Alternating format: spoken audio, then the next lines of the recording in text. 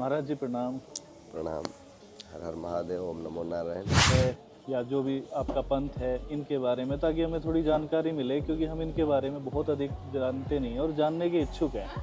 हमारे साथ सभी जितने भी लोग देख रहे हैं इस वीडियो को, वो भी इस चीज़ को जानना चाहेंगे। श्री पंचदश नाम जूना अखाड़े से हमने संन्यास दीक्षा लिया है। श्री पंचदश नाम जूना अखाड़ा किसी के परिचय का मोहताज नहीं है। जैसा कि सभी जानते हैं, जगत गुरु शंकराचार्य जी ने चारों दिशाओं में 4 मठों की स्थापना की, धर्म को रक्षित करने के लिए, धर्म की सुरक्षा के लिए। महाराज जी प्रणाम। प्रणाम। हर हर महादेव। ओम नमो नारायण।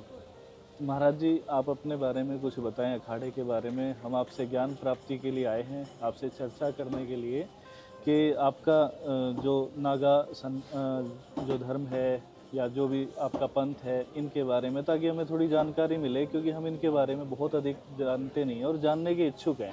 हमारे साथ सभी जितने भी लोग देख रहे हैं इस वीडियो को, वो भी इस चीज़ को जानना चाहेंगे। कृपया कर रोशनी डालें, थोड़ा ज्ञान प्रदान करें। सबसे पहले मैं आपको अपने विषय में परिचय कराता हूँ। मेरा नाम योगीराज दावतगिरी है। गुजरात कच्छ गांधीधाम में आश्रम में सेवारत है और श्री पंचदश नाम जूना अखाड़े से हमने संन्यास दीक्षा लिया है। हमारे गुरु महाराज महंत श्री अशोक गिरी जी महाराज, जिनका आश्रम खैरी में है, हम उनके शिष्य हैं और संन्यास परंपरा के साथ साथ हम वैदिक, सनातन, अध्यात्म, योग आदि क्षेत्रों में प्रचार प्रसार, समाज कल्याण के लिए अपनी सेवाएं दे रहे हैं। और इसी के साथ हम आप सबको ओम नमो नारायण के साथ जो भी अखाड़े की मुख्य जानकारियां हैं, गुरु परंपरा जानकारी है, उससे अवगत कराएंगे। श्री पंचदश नाम जूना अखाड़ा किसी के परिचय का मोहताज नहीं है। जैसा कि सभी जानते हैं कि सदियों से चली आ रही इस परंपरा में सबसे पुराना अखाड़ा ही जूना अखाड़ा है। जूना शब्द गुजरात से लिया गया है। गुजराती में जूना मतलब सबसे पुराना होता है। इस अखाड़े की परंपराएं, जो गुरु शिष्य की परंपराएं हैं, वो अपने आप में एक अद्वितीय परंपराएं हैं।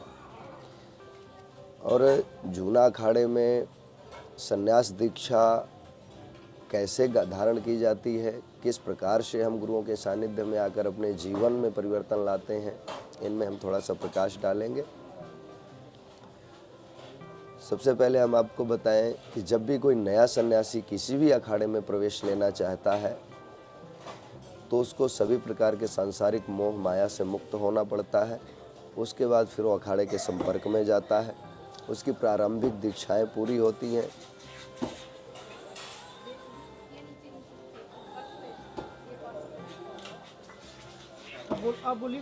उन प्रारंभिक दीक्षाओं के बाद संस्कार होता है। संस्कार में पिंडदान से लेकर के 24 घंटे अखंड ओम नमः शिवाय का भजन तथा प्रातःकालीन गंगा स्नान, आचार्य जी द्वारा विरजा हवन और प्रेष मंत्र, संन्यास मंत्र देने के बाद उन्हें पूर्णतः सन्यासी बनाया जाता है।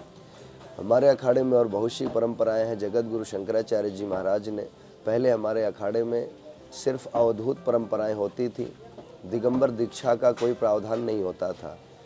परंतु आज से 2300 वर्षों पूर्व लगभग जगत गुरु शंकराचार्य जी ने चारों दिशाओं में 4 मठों की स्थापना की, धर्म को रक्षित करने के लिए, धर्म की सुरक्षा के लिए, धर्म के प्रचार प्रसार के लिए। क्योंकि आज से 2300 साल पहले बौद्ध धर्म इतना बढ़ गया कि बुद्धम शरणम गच्छामि, बुद्धम शरणम गच्छामि कहते हुए लोग बौद्ध धर्म को अपनाने लगे और सनातन को भूलने लगे। कई आक्रांताओं ने हमारे धर्म पर कुठाराघात किया, आघात किया। उन सब से रक्षा के लिए दिगंबर दीक्षा का प्रचलन शुरू हुआ।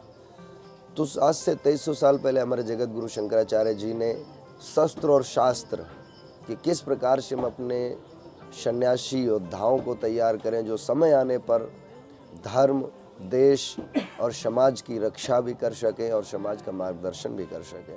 तो सबसे पहले जब भी अखाड़े में प्रवेश मिलता है, 3 साल तक उन्हें ब्रह्मचर्य का पालन करना पड़ता है। ब्रह्मचर्य के पालन के बाद फिर उन्हें जो है वेद, शास्त्र योग विद्याएं आदि का जो है अभ्यास कराया जाता है। उसके बाद उन्हें शस्त्र और शास्त्र दोनों से सुसज्जित किया जाता है। जब दिगंबर दीक्षा होती है तो उन्हें शास्त्रों से भी, ताकि समय आने पर, पहले तो आप समाज कल्याण शास्त्र और धर्म सम्मत तरीके से करेंगे, परंतु अगर कभी ऐसा हो कि कोई विरोधी, कोई आक्रांता अगर हमारे धर्म पर आघात करता है तो हम अपने शास्त्रों के द्वारा उनका मुंहतोड़ जवाब दे सकें।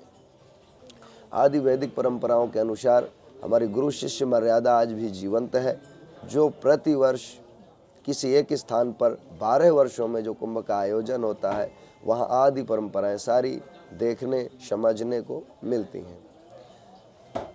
तो जितने भी अखाड़े हैं, हमारे संन्यास के प्रमुख 7 अखाड़े हैं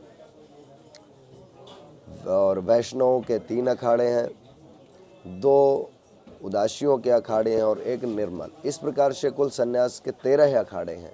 13 अखाड़ों में से हम श्री पंचदश नाम जूना अखाड़ा से बिलोंग करते हैं और अखाड़ों का उद्देश्य ही यही है, धर्म की रक्षा कैसे की जाए, धर्म का प्रचार प्रसार कैसे किया जाए, जो हमारे यहाँ संस्कृति और सनातन को भूलते जा रहे हैं उनको किस प्रकार से पुनः सनातन धर्म के विषय में अवगत कराया जाए।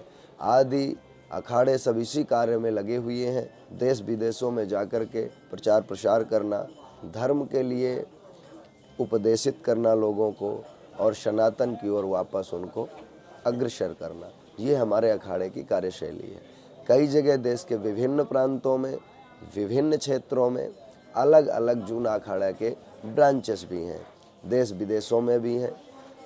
तो सबसे पहला कार्य एक सन्यासी का यही होना चाहिए कि धर्मार्थ तन मन धन हर तरह से पूर्ण रूप से समर्पित होना चाहिए। तो यही हमारी अखाड़े की परंपराएं हैं और हम आशा करते हैं कि हम सभी मिल कर के सभी संत अखाड़े की मर्यादाओं को सुरक्षित संभालते हुए धर्म और देश की रक्षा करेंगे। ओम नमो नारायण। बहुत बहुत धन्यवाद महाराज जी, आपने बहुत अच्छे तरीके से बताया, इस बारे में समझाया।